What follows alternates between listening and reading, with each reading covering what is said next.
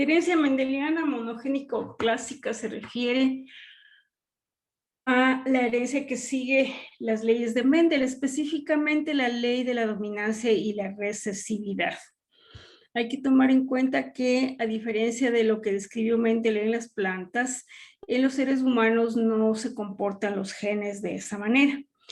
Cuando en los seres humanos tenemos un gen dominante, los dos alelos son dominantes, ¿sí? Para que nosotros tengamos una función adecuada de un gen dominante, cualquiera que sea el producto de este gen, sea un RNA o sea una proteína, necesitamos que los dos genes dominantes que están en estos loci y que son homólogos, por supuesto, tengan la misma función, y cuando hay una mutación, estos genes no se convierten nunca en recesivos, simplemente tienen la mutación, y eso es todo, no van a convertirse en recesivos. Entonces, los genes dominantes serán siempre dominantes. De igual manera va a suceder con los genes recesivos. Los genes recesivos siempre van a ser recesivos para que nosotros estemos sanos o normales, como ustedes quieran decirlo. Tenemos que tener la función de nuestros dos genes recesivos homólogos de manera correcta. Si alguno de estos genes se daña, vamos a ser heterocigotos y vamos a ser portadores sanos de la mutación. Si los dos genes se dañan, vamos a ser homocigotos para la mutación y presentaremos la enfermedad. De igual forma, los genes recesivos siempre van a ser recesivos, nunca van a cambiar su calidad a dominantes. Es una gran diferencia entre lo que describió Mendel en las plantas, puesto que él ponía dos alelos, por ejemplo, para el color, y el uno era dominante y el otro recesivo. Eso pues no sucede en nuestro organismo humano. Y para poder entender la parte de herencia monogénica mendeliana o de monogenia, es decir, que está dada la herencia, tanto los rasgos normales como los rasgos patológicos, por un solo gen. Vamos a ver algunos términos. Rasgo heredado es cualquier característica físico-fisiológica normal o anormal proveniente de los progenitores. Provienen del genoma nuclear y del mitocondrial y pueden ser dados por un solo gen o por varios genes. En el caso de la monogenia, por un solo gen. En el caso de las herencias multigénicas, por varios genes. Así, por ejemplo, podemos tener la herencia de los grupos sanguíneos, que sería una herencia normal, pero también podemos tener la herencia de anormalidades, como por ejemplo la hemofilia A.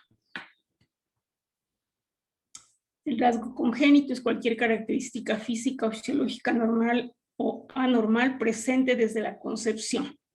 Cuando es anormal puede o no ser evidente al nacimiento. Por ejemplo, si nosotros tenemos un niño con un defecto de cierre de tubo neural, cuando nace ese bebé vamos a ver el defecto. Pero si nosotros tenemos un niño con una enfermedad donde está dañada una enzima y que corresponde a la categoría de errores innatos del metabolismo, el niño va a nacer sano y va a necesitar la ingesta de nutrientes externos para que la enzima que está dañada muestre que no está funcionando y el niño empiece a mostrar características de la enfermedad.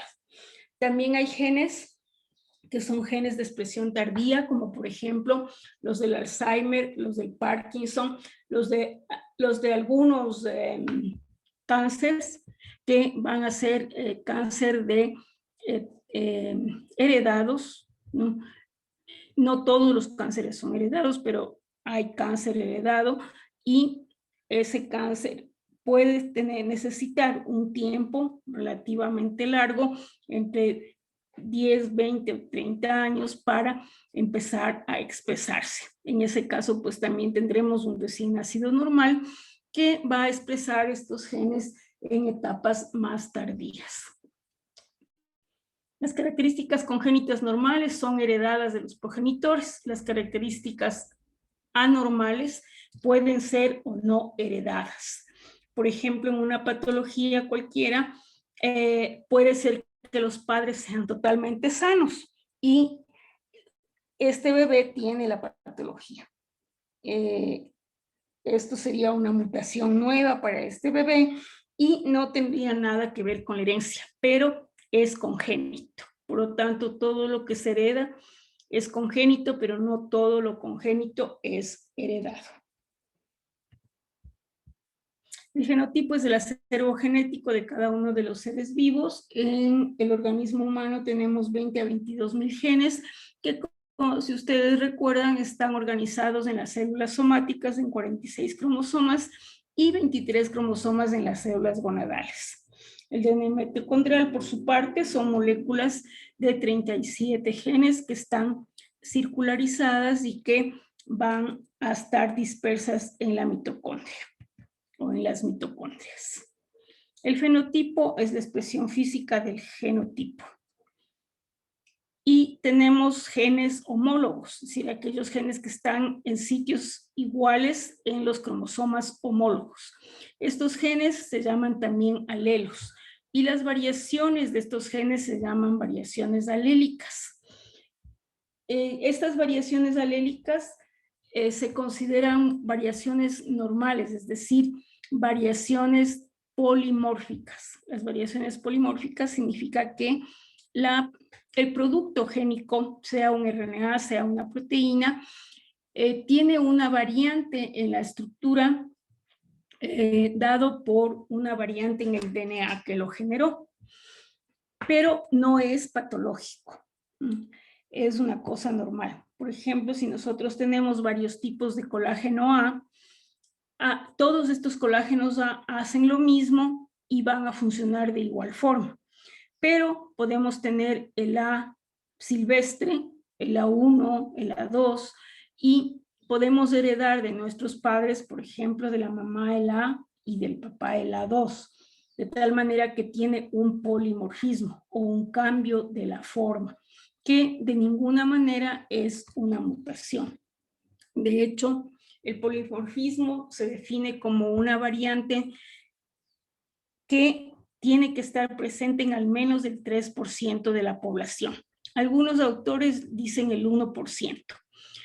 Esta variante polimórfica, entonces, simplemente es una variación que puede ser de distintas clases. Ustedes, si recuerdan, deben haber estudiado polimorfismos en biología molecular.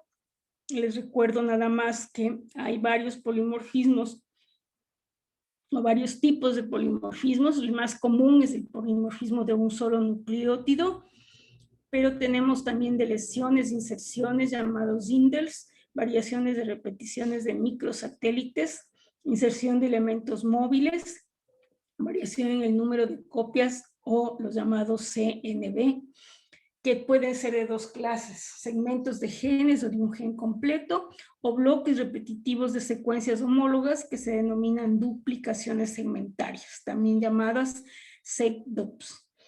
También podemos tener inversiones de segmentos con secuencias homólogas en sus extremos. O podemos tener, por ejemplo, una enzima que tenga polimorfismo y que cambie la forma de metabolizar alguna sustancia, por ejemplo, alcohol, ¿no? Entonces hay algunas enzimas que van a ayudar al metabolismo del alcohol, pero pueden tener una actividad normal, pueden tener una actividad intermedia, es decir, que se ha reducido un poco la actividad, puede tener una actividad lenta, muy lenta, que incluso a veces se considera no funcional, y puede tener una actividad ultra rápida. Este genotipo metabolizador, por supuesto, es dado por polimorfismos en la enzima que hace que la fisiología se vuelva más rápida o más lenta.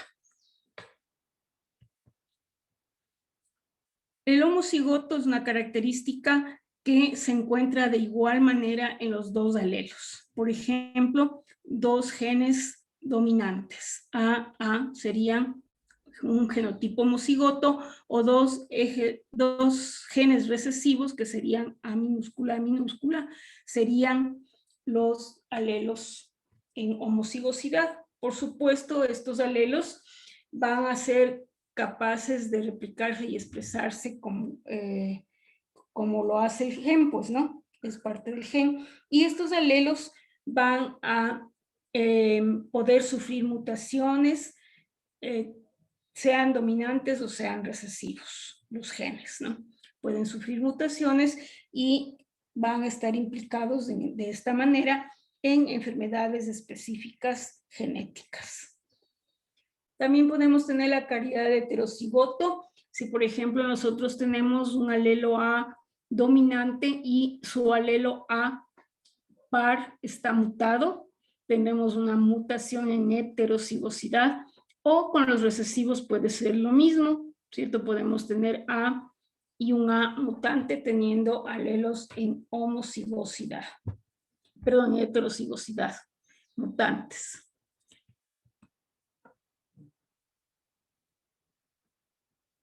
¿Cuáles son los genes considerados hemicigotos? Los genes considerados hemicigotos son aquellos que no tienen su par entre el cromosoma X y el cromosoma Y.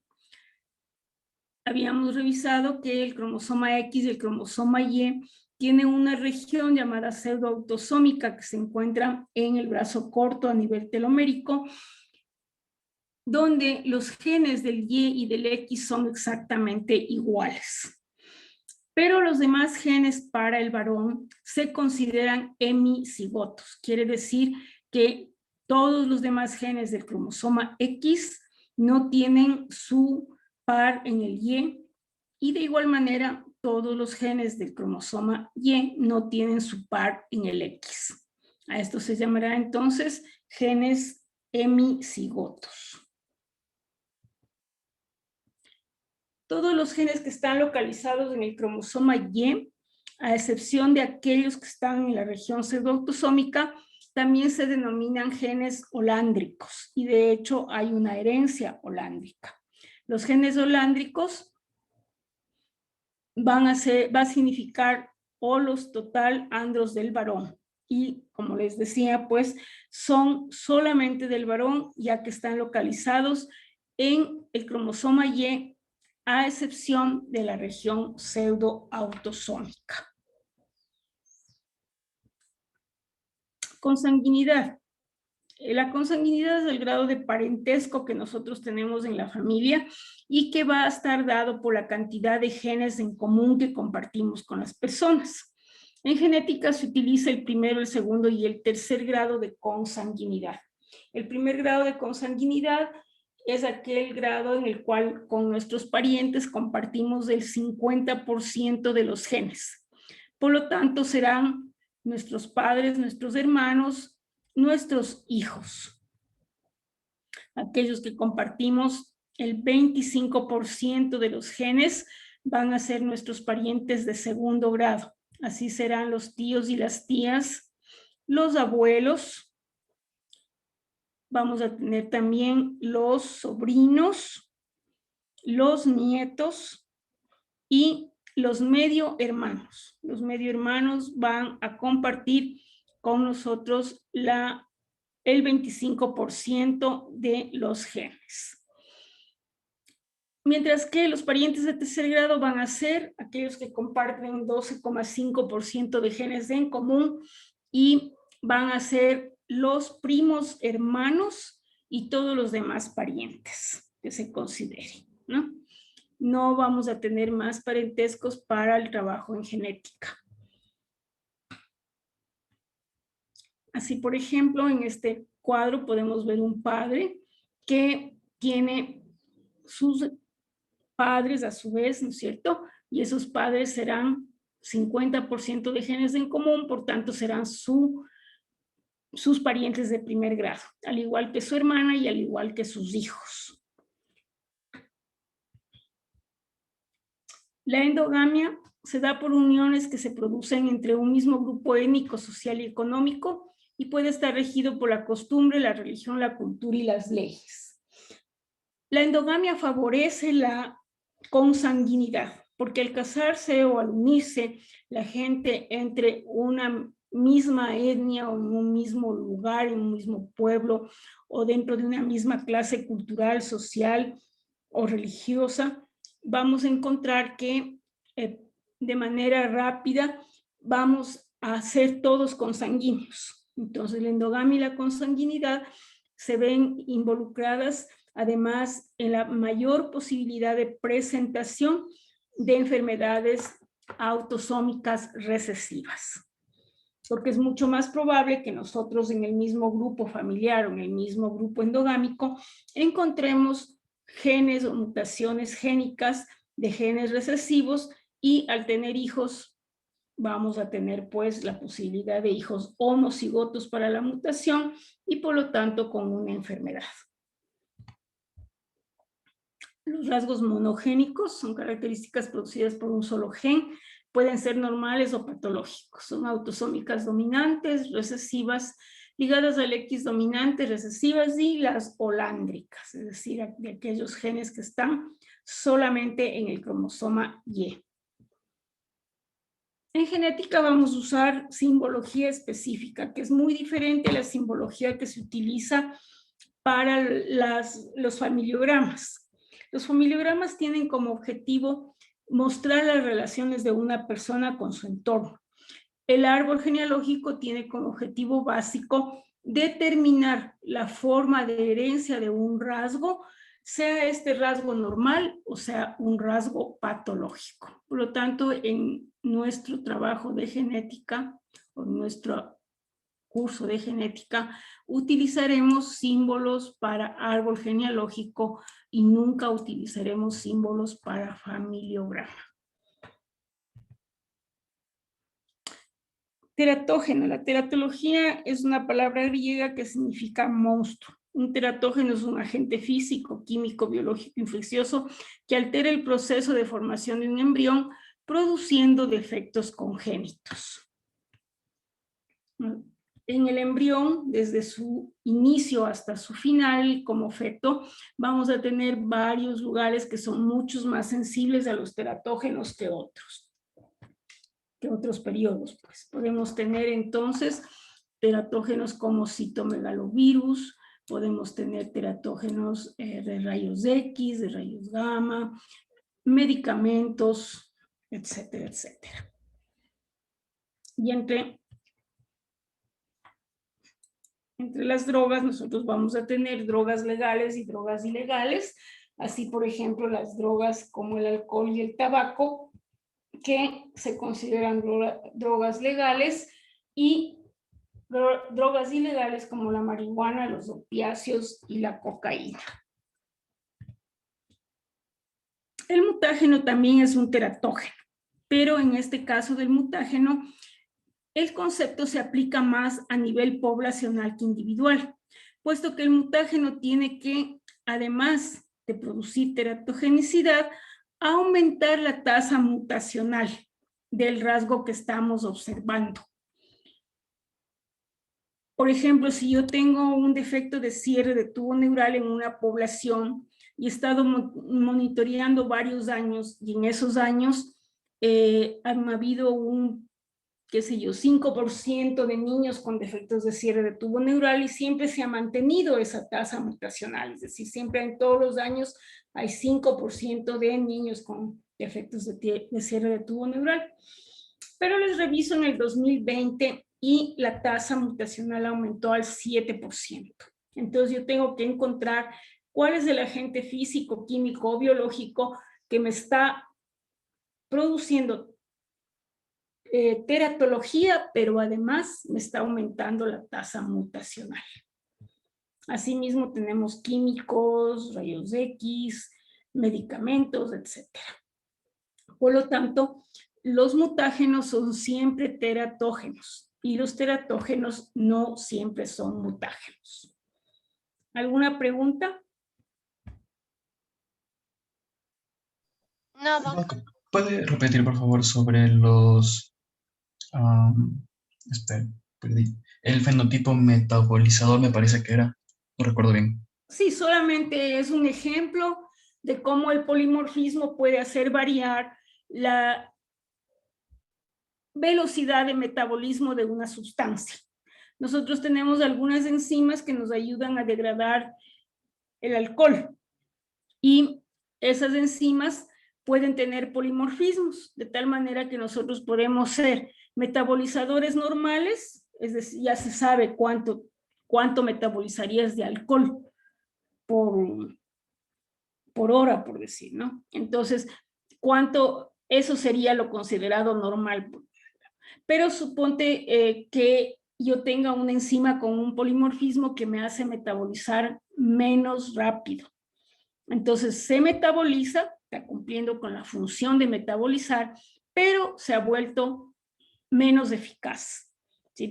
En el tiempo, ¿no? Un tiempo se va a tomar mucho más tiempo que aquella enzima que no tiene el polimorfismo y que es un metabolizador normal. Pero también puede aumentar su metabolización y la enzima ser mucho más eficaz y en lugar de ser más lenta la metabolización, ser una enzima que por el polimorfismo se vuelve más eficaz en tiempo y por lo tanto metaboliza más rápidamente. Todas estas enzimas tienen polimorfismo, no les ha quitado su función, simplemente ha aumentado o ha disminuido el tiempo en el cual pueden metabolizar una cierta cantidad de alcohol en el caso del ejemplo. ¿Quedó mejor explicado? Sí, gracias. ¿Y esto tiene que ver con las personas que comen bastante y no engordan tanto, a diferencia de otras?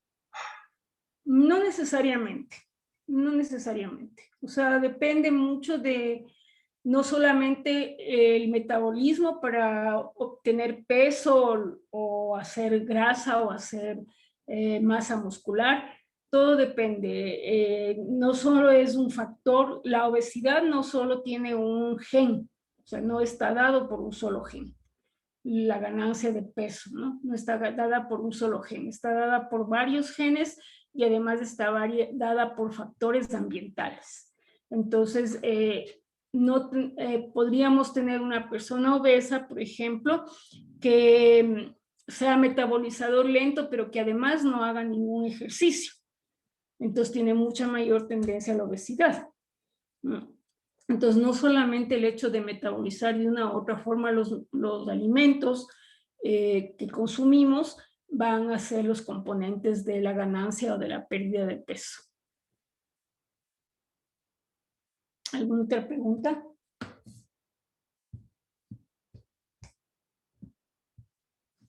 Chicos. Creo que no.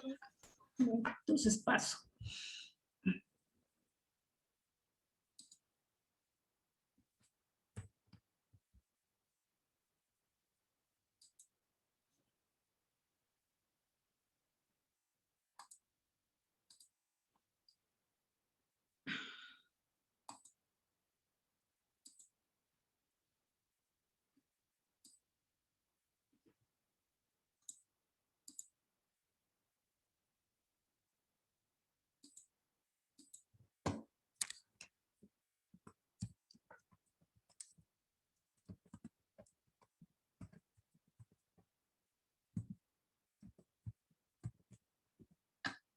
Vamos a hablar sobre la herencia autosómica dominante.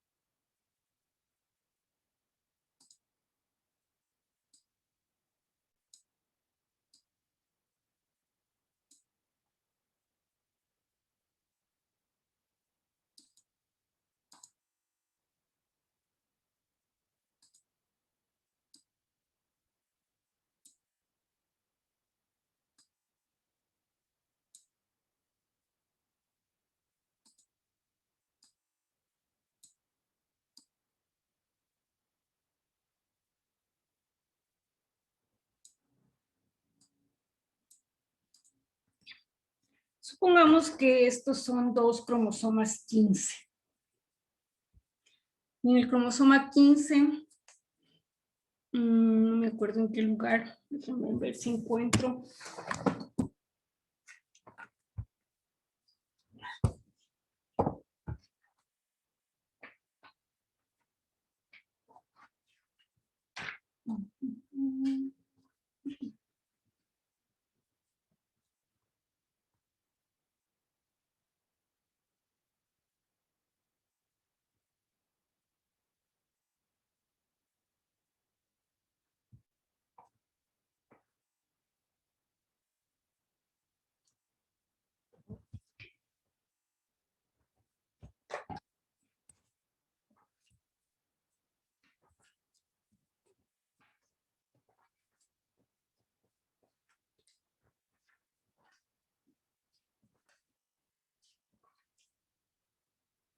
Cromosoma 15.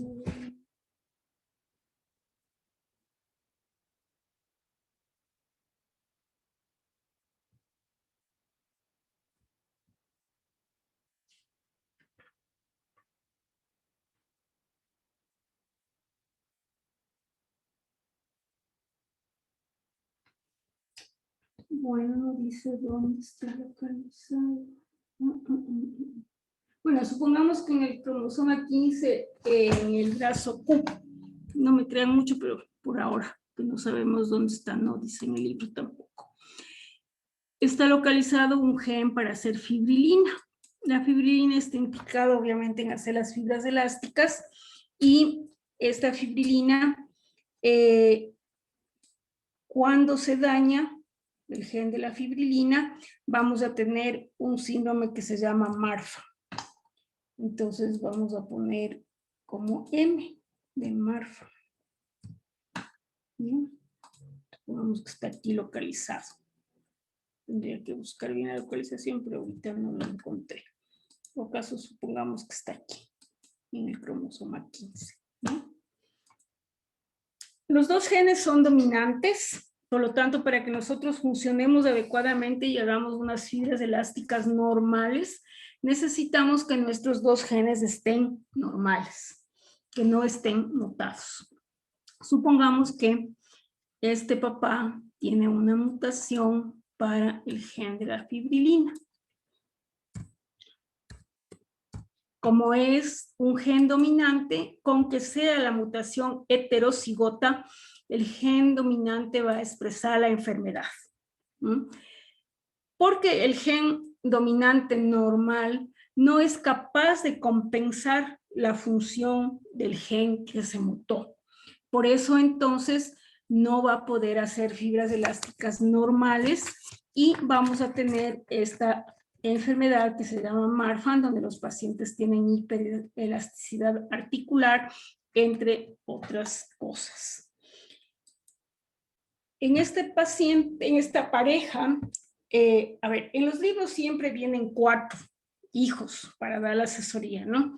El uno normal, el otro heterocigoto, el otro patológico, o los 2 normales, los 2 patológicos, etc.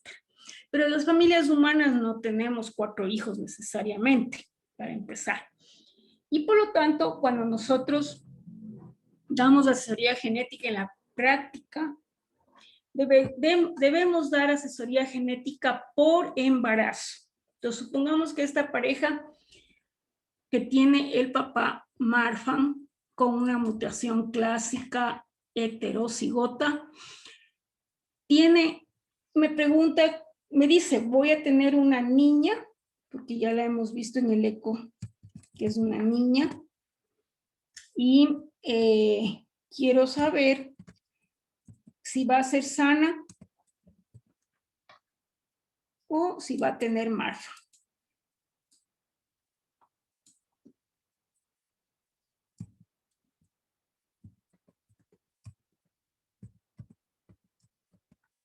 Ok. ¿Cómo calculan ustedes esa probabilidad?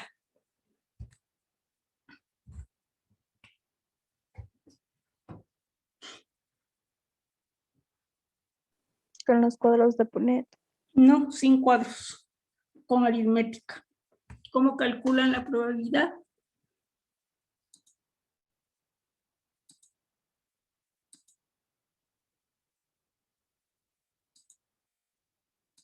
chicos? Ay, perdón, Viendo la cantidad de M mayúscula. de M mayúscula. A ver, ¿cómo lo harías? En ese caso,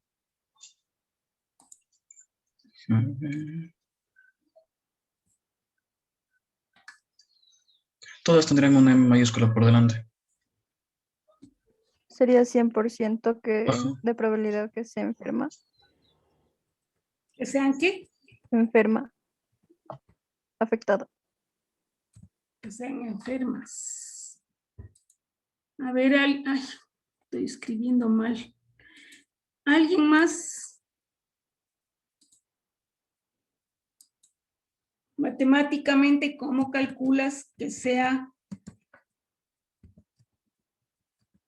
enferma o sana? A ver, ¿alguien más, por favor? Somos 20 personas y solo he oído 2.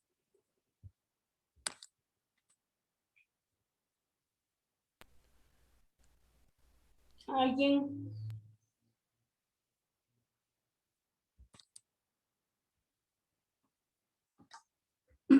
Puede ser con lo que vimos antes de que con nuestros padres, o sea, con nuestros parientes directos vamos a tener el 50% Pero de... son de genes en común.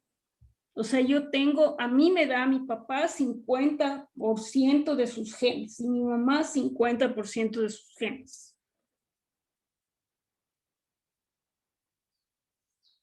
Entonces ahí no tiene nada que ver con el, bueno, tiene, pero no tiene nada que ver con ese hecho del parentesco.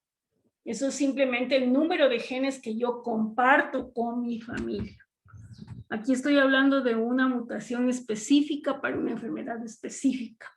Y la familia me está preguntando cómo será esa niña, si va a ser sana o si va a ser enferma. Multiplicando las M's puede ser. A ver, pues dime cómo. O sea, si multiplicamos o en sí haríamos todas las M mayúsculas, saldría el 100% afectada. A ver, pues, pero dime cómo es. No me simplifiques nada si lo que queremos es aprender. Entonces dime cómo es.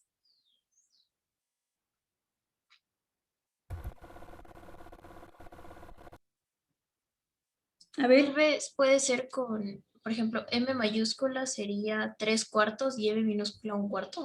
¿de dónde sacas M mayúscula 3/4 y 1/4 de M minúscula? Porque Mutada, porque aquí no hay M minúscula, ¿no? Acuérdense que no se hacen recesivos los genes. ¿Y qué hago con esos 3/4 y con eso 1/4? Con esto se calcula probabilidades. ¿Cuál es la probabilidad?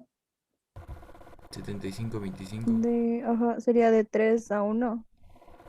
¿Por qué?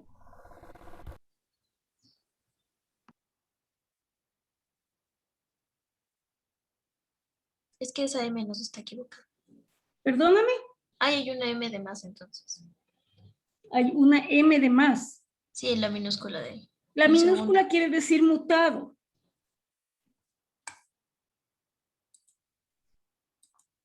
Ya. Gen del Marfan mutado.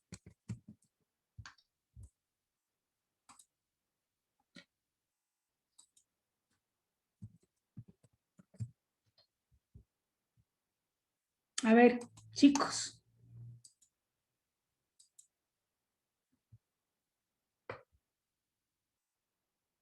A ver, matemáticamente, chicos, ¿cómo sacan esto?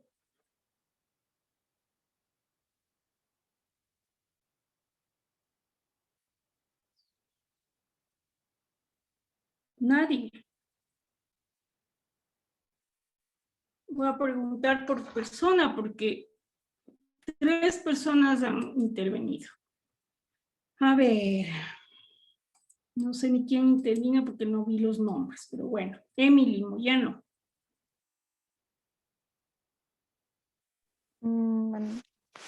o sea, como dijimos antes, calcularíamos, cada gen representaría un cuarto, un cuarto, un cuarto, un cuarto, pero eso se tienen que cruzar. Ya. ¿Y cómo Entonces, cruzas? o sea, se cruza uno de la madre con uno del padre. Ujú. Entonces, al momento de hacer eso ya no nos valdría el un cuarto, sino ya sería solo un medio. Ya, y entonces, a ver, ¿qué multiplico por qué? ¿Cuál es la probabilidad de que la mamá de este caso específico pase un gen normal? El 100%, porque los dos genes son, los dos alelos son sanos, no hay mutaciones. ¿Cuál es la probabilidad de que este padre pase un alelo normal? El 50%.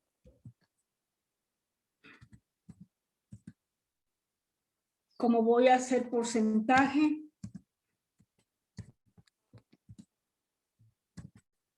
¿cuál es la probabilidad total?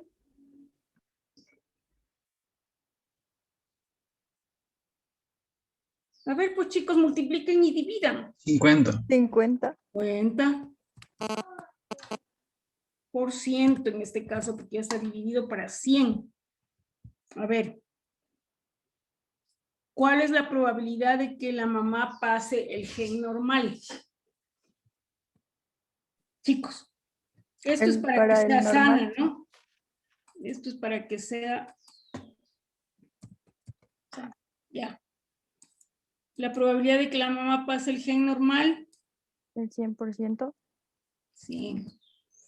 La probabilidad de que el papá pase el gen mutado, El Un 50%. 50%. como voy a hacer porcentaje, divido para 100. ¿Cuál ha sido la probabilidad 50%. de afectada? No era 75, no era 25, fíjense.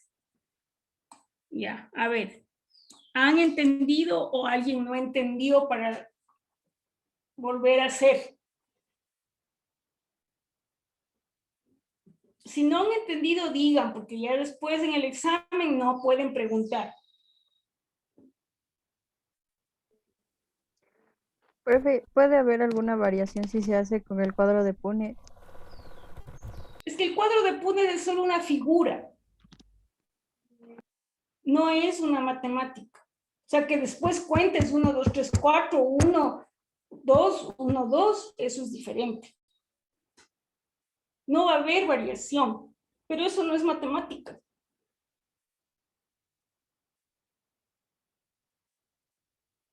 Eso es una figura donde coges y pones los alelos y vas copiando el alelo que te toca copiar. Eso no es matemáticas. A mí no me gusta el cuadro de Punnett. No es usable en la práctica clínica. Yo no les voy a usar el cuadro de Punnett a mis pacientes.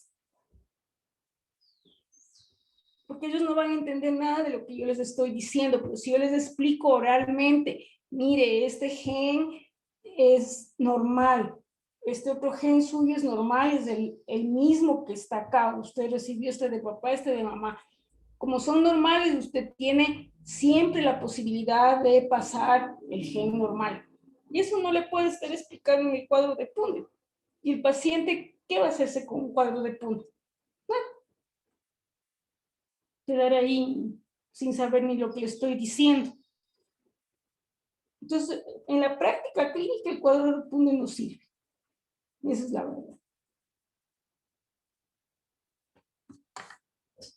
No es que va a haber variación. Tú haces el cuadro de Punnett y vas a ver que sale lo mismo. Pero en la práctica clínica el cuadro de Punnett no sirve para nada.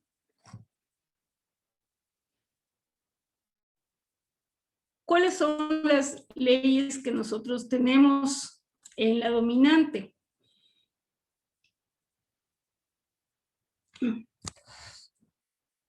La mutación heterocigota va a presentar la enfermedad, ¿no? O sea, La enfermedad se presenta con la mutación heterocigota.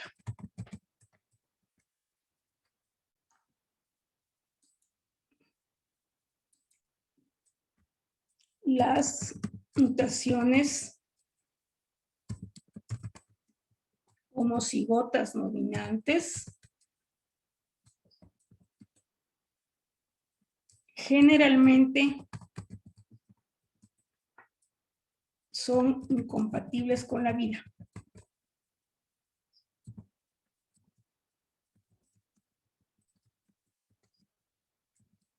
Hay algunas poquitas enfermedades que con la mutación homocigota son compatibles con la vida, pero la mayor parte son incompatibles con la vida. Se afectan mujeres y varones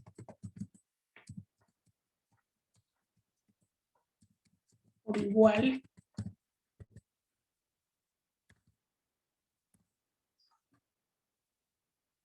Y hay dos tipos de árboles genealógicos. El más común es donde encontramos una mutación de novo.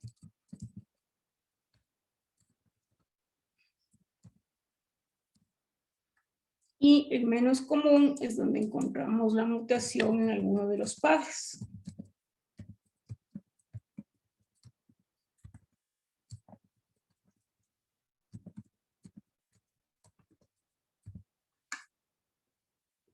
Entonces, supongamos que a esta señora le analizamos su árbol genealógico y vemos que todo es normal. A este señor le analizamos su árbol genealógico y vemos que también todo es normal, pero él tiene la mutación. Entonces, esta mutación de aquí deberíamos considerarla como de novo. Obviamente, a partir de esta mutación, esta persona puede pasar, como ya hemos visto, la mutación a su descendencia. ¿Ok? Antes se consideraba que los árboles genealógicos autosómicos dominantes eran verticales. Es decir, que en todas las generaciones encontrábamos afectados. Hoy no se puede decir esto, porque las familias se han vuelto muy cortas. Entonces, no siempre se va a expresar una enfermedad autosómica dominante en todas las generaciones. Puede expresarse como no puede expresarse. Supongamos en esta pareja, si esta niña es sana y luego por azar tienen otro niño o niña también sana y ya no tienen más hijos, pues ya la mutación no se pasó, ¿no? Porque, como les decía, hay que calcular la posibilidad por cada gestación. No se puede calcular la probabilidad para 4 personas, no para 4 descendientes. Se calcula por embarazo. Entonces, antes se consideraba que había verticalidad en los árboles y que todas las generaciones tenían al menos un afectado, pero actualmente no se puede decir que es así, puesto que las familias humanas se han vuelto bastante cortas. Ok. Hay dos cosas importantes que van a hacer variar un poco los árboles genealógicos en cuanto a la autosómica dominante. La una es un concepto de penetrancia. La penetrancia significa la capacidad de un gen para expresar un fenotipo. La capacidad de un gen para expresar un genotipo. Hay muy pocas enfermedades autosómicas dominantes de penetrancia incompleta o con falta de penetrancia. Pero ustedes es que los van a encontrar en los libros, ¿no? Cuando diga esta enfermedad es con falta de penetrancia, entonces ya sabemos, o con penetrancia incompleta. Entonces ya sabemos que es un gen que no logró penetrar el fenotipo. No están tan dilucidadas las causas de esta falta de penetrancia. ¿Ok? Se considera que hay muchos factores epigenéticos, sobre todo, que están interviniendo en esta alteración, en esta falta de penetrancia, perdón, en esta falta de penetrancia. Pero como les digo, además, hay realmente muy pocos genes que no tienen penetrancia, es decir, que están ahí presentes como mutación, pero que no son capaces de expresar un fenotipo. Voy a ponerles un ejemplo que más que una enfermedad es un rasgo. Primita, estoy dando clase, te llamo después.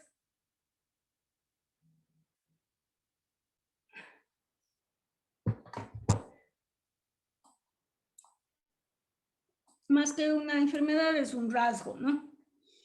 Entonces aquí nosotros tenemos esta familia. Supongamos que esta persona de aquí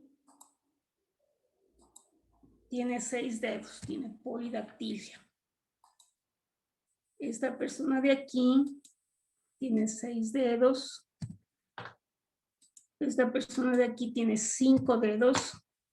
Y esta persona de aquí tiene 6 dedos.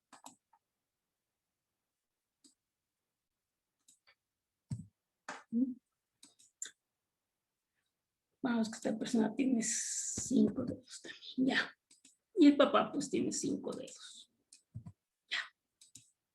Entonces, cuando vemos este árbol genealógico, miren, tenemos la transmisión directa, diríamos, de alguna manera, de mamá a este hijo. Pero este hijo no tiene 6 dedos, tiene 5 dedos. Y su hija tiene 6 dedos. Si vemos este árbol, no podemos decir que esta hija tiene una mutación de novo. Y sabemos por la literatura que la polidactilia tiene un 95% de penetrancia. ¿Qué quiere decir? Que de 100 personas que tienen la mutación, solamente el 5% no es capaz de expresar fenotipo. Entonces aquí comprobaríamos en este árbol que no es una mutación de novo, sino que es un rasgo con penetrancia incompleta. Es decir, que esta persona está dentro de este 5% que no expresó el fenotipo a pesar de tener la mutación y por lo tanto puede pasar la mutación y presentar en su siguiente generación. Como les decía, no está muy bien comprendido esta falta de penetrancia, pero se piensa por algunas evidencias que es una alteración que se produce por problemas epigenéticos o también por problemas entre el control intergénico, ¿no? Hay genes que controlan otros genes. Entonces, aparentemente puede también por ahí haber alguna incidencia. Y la otra característica es la variabilidad. La variabilidad significa la sintomatología que el paciente tiene. Para que nosotros definamos un síndrome, tenemos que tener una cierta cantidad de signos y síntomas que tienen que estar necesariamente en el 100% de los pacientes. Por ejemplo, en el Marfan tiene que haber talla alta, escaso tejido celular subcutáneo, manos con aranodactilia, tiene que haber pies largos también, con dedos largos y delgados. Y con el tiempo puede haber luxación del cristalino y alteraciones de las glándulas, de las válvulas cardíacas, ¿ya? Pero en el pecho nosotros podemos tener pectus excavatum o pectus carinatum.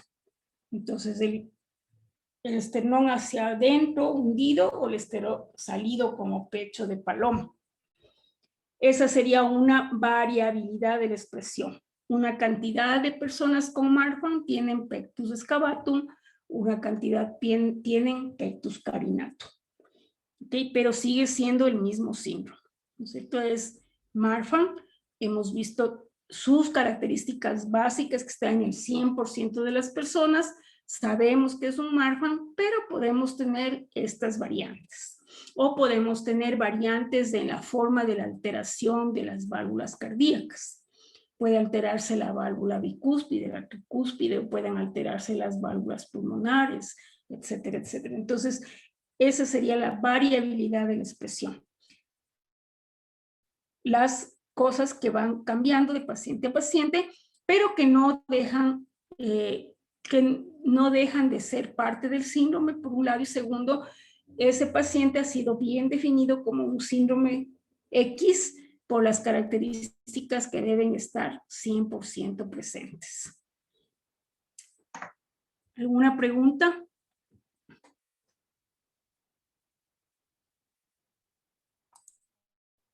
No, doc. Bueno, pasamos entonces a...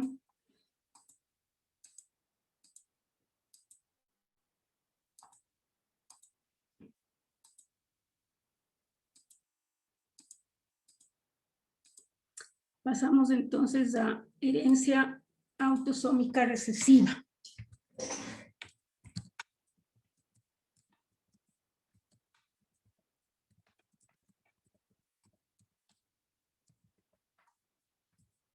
¿Ya?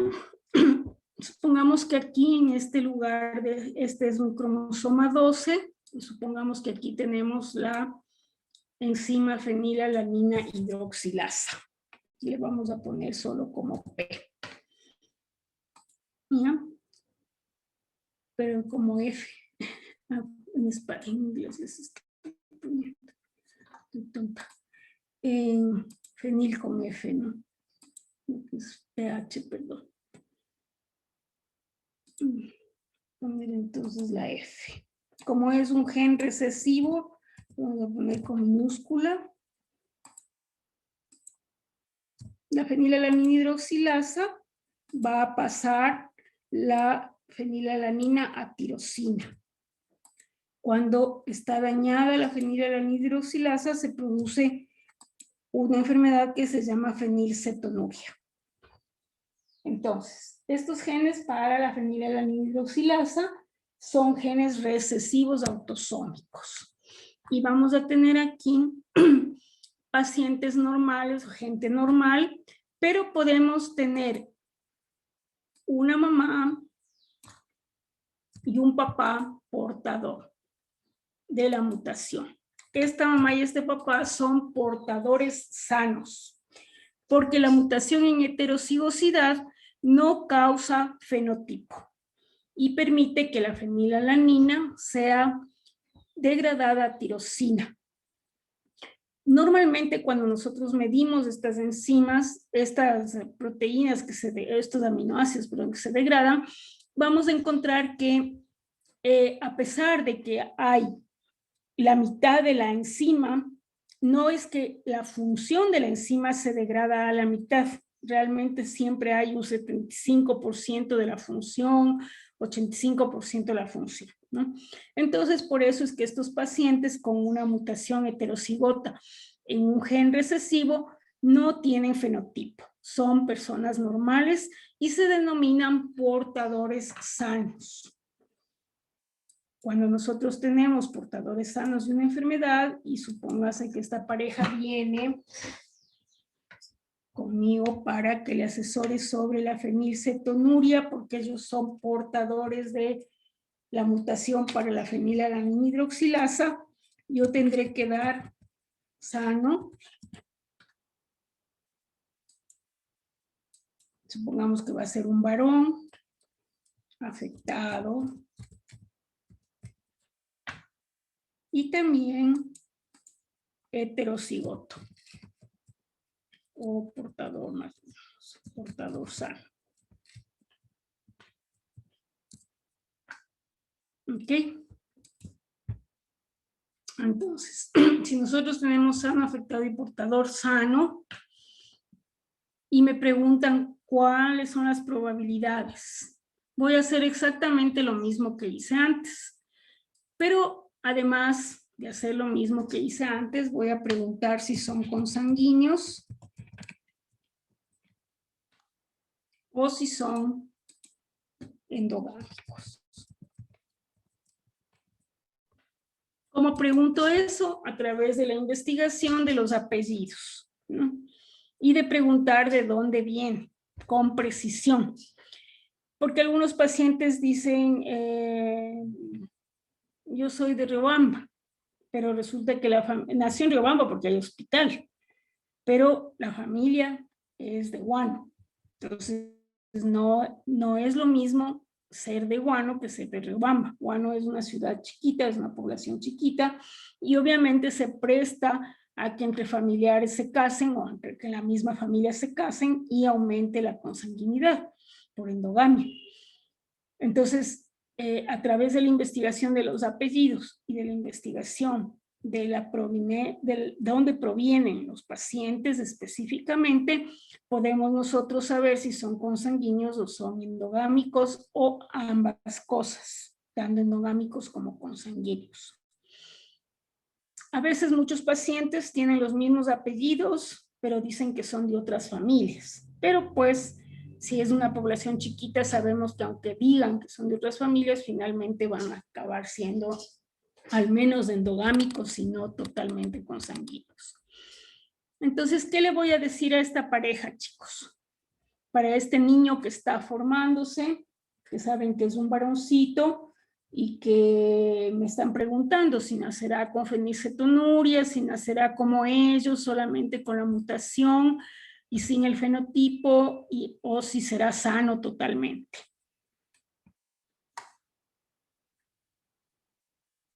Chicos.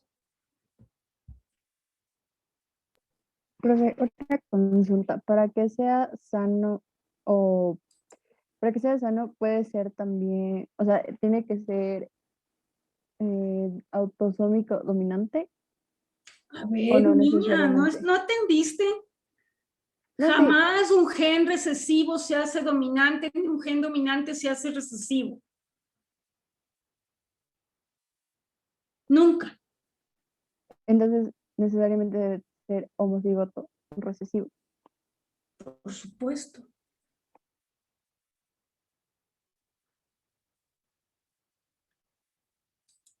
A ver, chicos, tienen que estar bien claros en eso, ¿eh? Los genes dominantes son toda la vida dominantes. Los genes recesivos son toda la vida recesivos. Ningún gen dominante se hace recesivo, ningún gen recesivo se hace dominante. Ok, a ver, ¿cómo le calculo a la señora? ¿Qué le digo a esta pareja?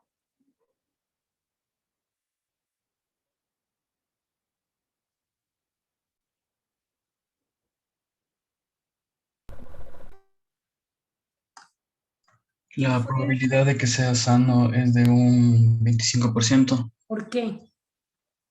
porque es que, para serle sincero, no sé cómo hacer con matemáticas, sino con el cuadro. Le pone, entonces, haciendo así. Pero a ver. ¿Yo qué dije? Yo no quiero cuadros de punto. Y hace un rato ya hicimos el cálculo, solo traslápala acá. Si no puedes traslaparles porque no entendiste y no me preguntaste. Doctora, Sería- sería que... Dale, perdón. Dime. Ya, sería que cada uno de los dos papás puede pasar el 50% con mutación y el 50% los genes sanos. A ver, sano. Vamos a calcular de sano. ¿Qué me va Sería a pasar? 50%. ¿De qué? ¿50% de qué? Tanto de la madre como del padre. ¿Mm? Tanto del madre como la padre, como del padre. ¿Pero qué? Un huevo, un frijol, Un gen Gen sano. sano. un gen sano. 50% de probabilidad de pasar el gen sano de la mamá por El gen sano del papá. ¿cuánto? El gen sano del 50%. papá quería el 50% igual. 50% de pasar el gen sano del papá. Ah, no, aquí está mal. Ni siquiera me corrigen ustedes. Está mal, pues. Chicos. A ver, 50% o 50, perdón. 50 de pasar el gen sano, mamá, por 50 de pasar el gen sano, papá.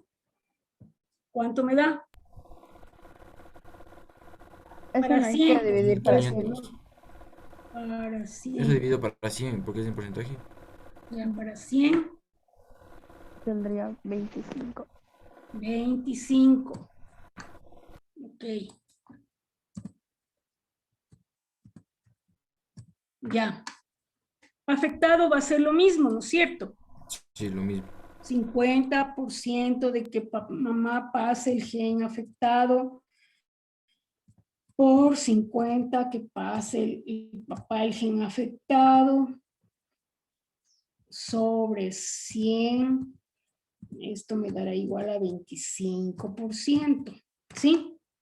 ¿Estamos? Ya. El portador sano.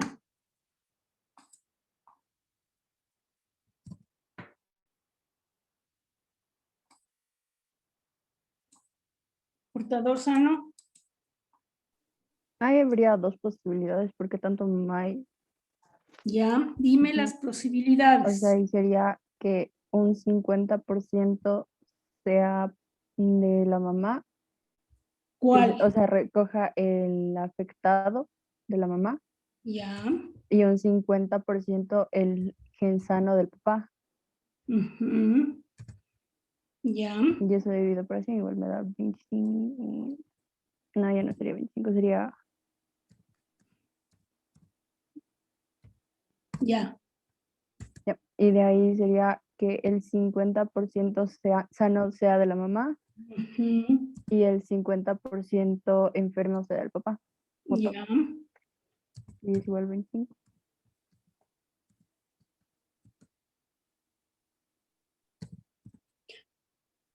Perdón. Esos dos del Ay. 50%. Entonces, al sumar, ¿no es cierto? Me da 50%. ¿Sí? ¿Estamos, chicos? O si no, ahí sí puedo multiplicar por 2. Que son las dos posibilidades, ¿no es cierto? Entonces, si ya saco la 1 y sé que es 25%, por 2, 50%. Entonces, en este embarazo, esta pareja va a tener un 25% de que nazca sano el niño, un 25% de que nazca con la fenilcetonuria y un 25% por cada uno de ellos, es decir, 50% de que nazca portador sano. ¿Ok?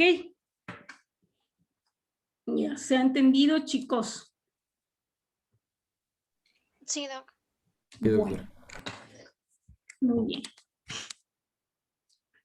Vamos a hablar entonces sobre las ligadas al X.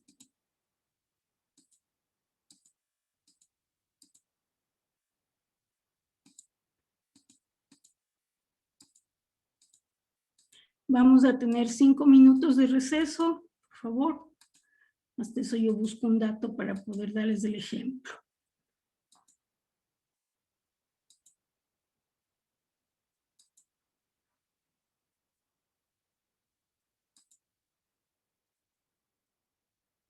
Cinco minutos, ¿no, chicos? Ya, doctora, gracias. Ya, Doc.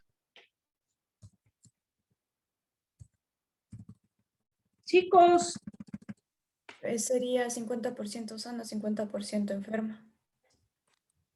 50-50, ¿no es cierto? 50% de que le pase este o 50% que le pase este. Y el papá siempre le va a pasar el sano. Pero como es dominante con una sola mutación, ya está enfermo. Entonces 50-50. Niño enfermo. Sería lo mismo. 50% sano, 50% enfermo. 50% sano, 50% enfermo. Porque en este caso le pasa el y no pasa nada. ¿Ok?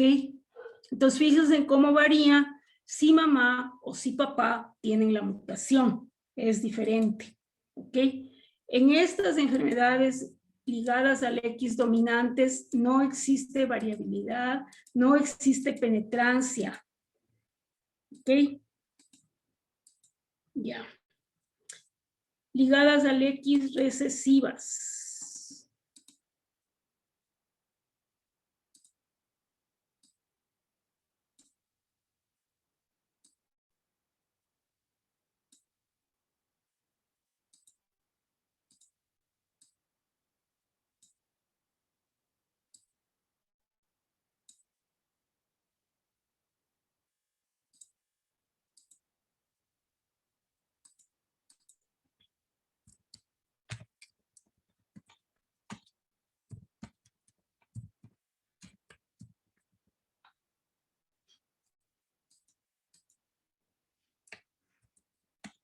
Las mujeres son heterocigotas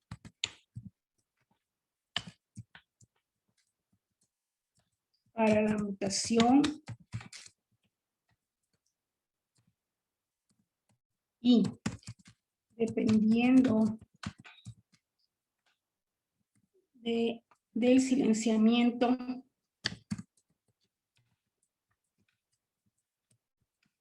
del X, pueden o no presentar fenotipo.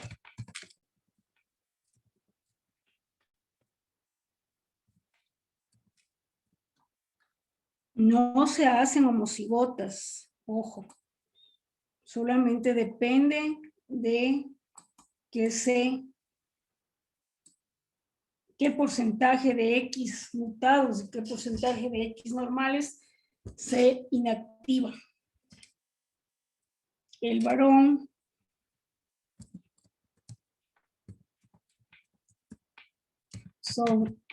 los varones son hemicigotos para la mutación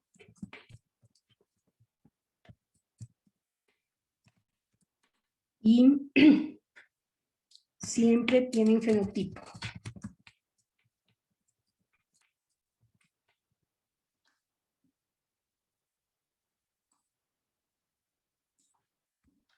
Supongamos que tenemos hemofilia. Está en XQ28. Vamos a ponerle una H minúscula.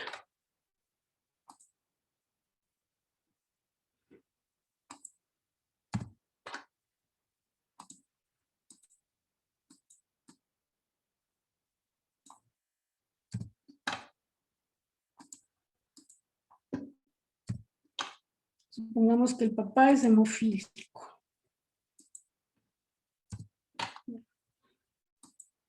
Para esta familia,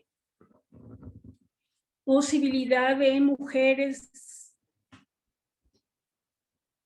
hemofílicas, posibilidad de mujeres heterocigotas con o sin fenotipo, posibilidades de mujeres sanas.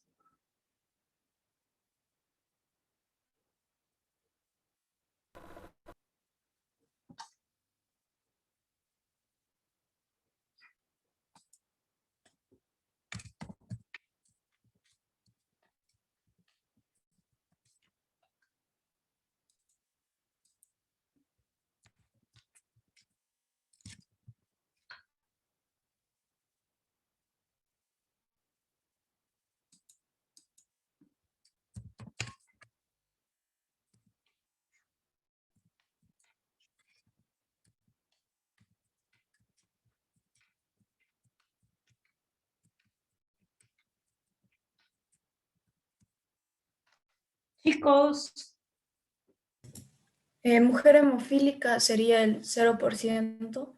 ya. Igual lo mismo que mujer sana. Ujú. Y para mujer portadora sería el 100%. 100% de portadora. Muy bien. Estas portadoras pueden o no tener fenotipo. Algunas mujeres con hemofilia, por ejemplo, pueden presentar sangrados nasales, pueden presentar mayor sangrado durante la menstruación, ¿ok?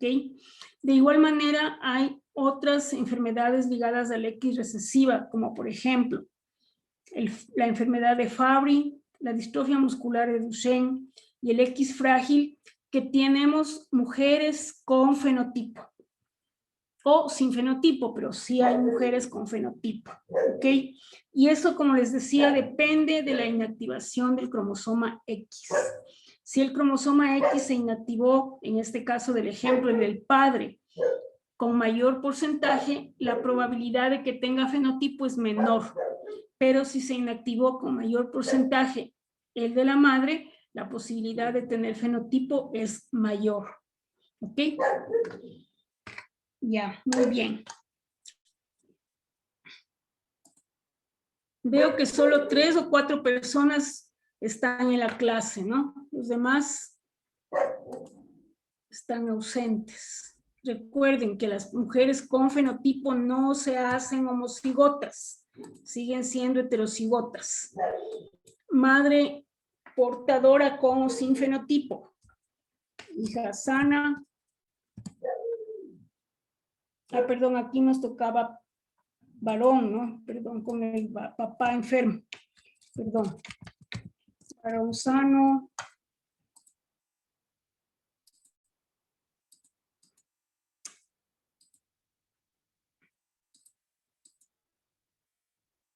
No hicimos varón aquí. Varón sano. Varón enfermo. Varón portador. Chicos, con papá enfermo.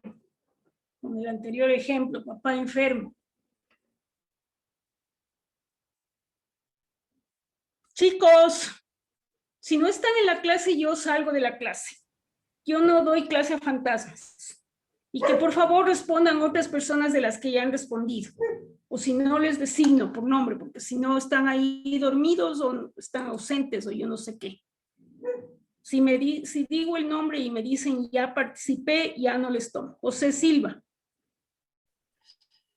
Aquí estoy, doctora, y estoy todavía pensando, a ver, ¿es X recesivo, varón Ligado al sano X sería, recesivo. ya, varón sano sería 100%? ¿100% de qué? No, sería el varón sano 100% porque el padre da el Sí, pero varón 100% del... qué. Ya. A ver, pero ahí dice varón sano, enfermo y portador. 100% de varón qué. No le entiendo bien la pregunta, doctora. Porque, a ver, ya, el varón sano se refiere al hijo, ¿cierto? Entonces la mamá le va a dar el 100% del gen sano y el papá le va a dar el 100% del gen enfermo. ¿Por qué? Es un No, el papá le varón. da, sí, es varón, el papá le da el gen Y y le da el porciento, El cromosoma 100% de Y. gen sano. A ver, el Entonces sí papá es le da 100, el cromosoma Y. ya, y la mamá le da el 100% del cromosoma X que es sano. Entonces, ¿cuántos enfermos, cuántos sanos y cuántos portadores vas a tener si el papá tiene la mutación para la hemofilia?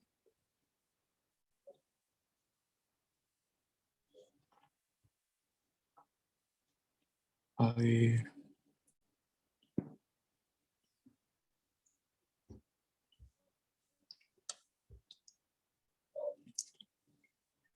Mateo Sansur.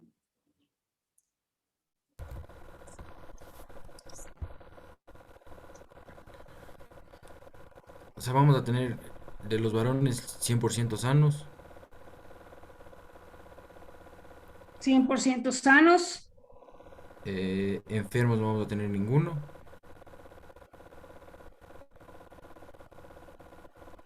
Y en portadores sería el mismo caso.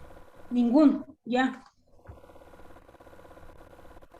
Qué complicado, solamente para hacer una suma y una resta de dos cosas. Es que yo no entiendo por qué se complican tanto, pero tanto. Es terrible. Ya, vamos con el ejemplo de mujer portadora, con o sin fenotipo, no importa. Siempre van a ser heterocigotas para la mutación. Ya. Si van a tener una niña en esta gestación, mujer sana, mujer enferma, mujer portadora con o sin fenotipo.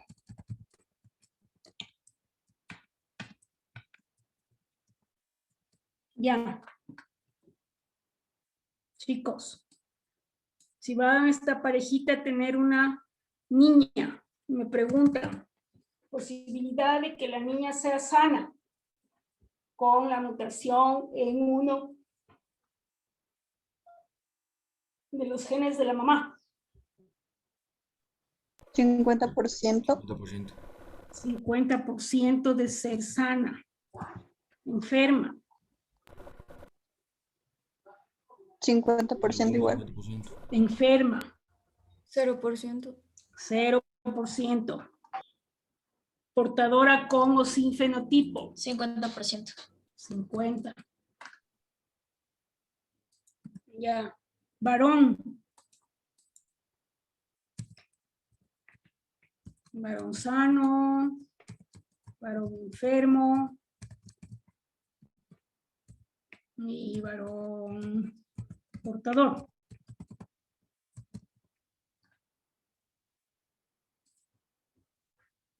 Varón sano, 50%. varón enfermo, 50%. varón portador, Sí. 0. 1. Ya, no está tan difícil, chicos. Solo es cuestión de saber que el Y no le pasa a las mujeres y que el Y le pasa a los varones. Y que entonces depende de cuál de los papás está enfermo. Nada más.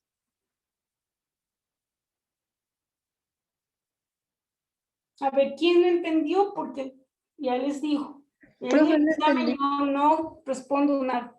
Profe, no entendí, porque la mujer enferma es del 0% y el varón portador 0%. A ver, Porque la madre tiene el X, porta el X recesivo. Entonces, si ese le pasa a la hija, ya va a ser 1. Y el X del papá también. pero ¿qué hemos dicho? Que la mujer enferma, para que, tendría que ser homocigota. Y no tenemos aquí O homocigosidad. sea, también debería el papá pasarle el... Claro, tendría que Ah. pasarle una mutación aquí. Pueden haber parejas, sí. Sí, porque como no es una enfermedad letal, ni es una enfermedad súper grave, sino que se puede mantener una vida normal, sí pueden haber parejas heterocigotas, el heterocigota ella para la mutación y hemicigoto él para la mutación, pero es muy raro. Lo más común es que o tenga él o tenga ella. Entonces, si él es hemicigoto para la mutación, vamos a tener entonces la posibilidad de que todas sus hijas reciban el X y por lo tanto todas sus hijas van a ser portadoras y pueden o no tener fenotipo. ¿Ok? Si es la mamá, 50% de mujer sana porque el papá siempre le va a pasar el X normal de la mamá, 50% de ser sana. 50% de ser heterocigota si la mamá le pasa el enfermo. Y esa heterocigosidad puede ser con o sin fenotipo.